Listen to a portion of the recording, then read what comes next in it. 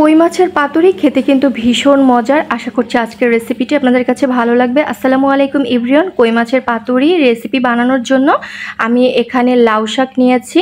অবশ্যই ফ্রেশ বড় পাতার লাউ শাক নেবেন। আর এখানে আমি 4 পিস কই মাছ নিয়েছি ধুয়ে পরিষ্কার করে।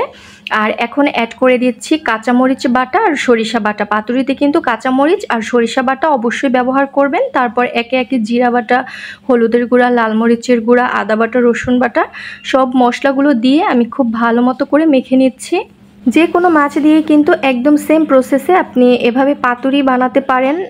লাউ পাতা অথবা কলা পাতা দিয়েও বা কুমড়ো পাতা দিয়েও কিন্তু বানাতে পারবেন। তারপরে আর এই পাতুরি বানানোর জন্য কিন্তু তুলনামূলক একটু মশলা বেশি ব্যবহার করবেন, কারণ পাতার গায়ে যদি এভাবে মশলাটা মেখে দেন তাহলে কিন্তু খেতে ভীষণ টেস্ট হয়। কারণ যখন ভাত দিয়ে খাবেন তখন কিন্তু এই লাউ পাতাটাও খাবেন মেখে, তো সেই জন্যই একটু মশলার পরিমাণটা বেশি দিতে হবে। তো আপনারা দেখে তো বুঝতে পারছেন, লাউ পাতায় প্রথমে আমি মশলা মেখে নিয়ে তারপরে লাউ পাতার উপরে মাছ দিয়ে দুই সাইড থেকে ফোল্ড করে দিয়েছি। তারপরে সামনে আর পিছনে এভাবে ভাঁজ করে দিয়ে টুথপিক দিয়ে লাগিয়ে নিয়েছি। এতে কিন্তু ভেজে নেওয়ার সময় একদম ঠিকঠাক থাকবে, লাউ পাতাটা মাছ থেকে আলাদা হয়ে যাবে না।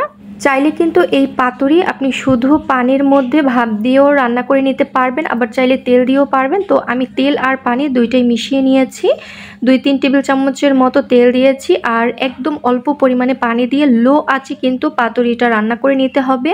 চুলার আঁচ একদম লোতে রেখে আমি 10 মিনিটের মতো রান্না করে নিয়েছি। দেখুন কই মাছের পাতুরি একদম রেডি। তো গরম ভাতের সাথে যদি এই কই মাছের পাতুরিটা খান তাহলে কিন্তু ভীষণ মজার হবে।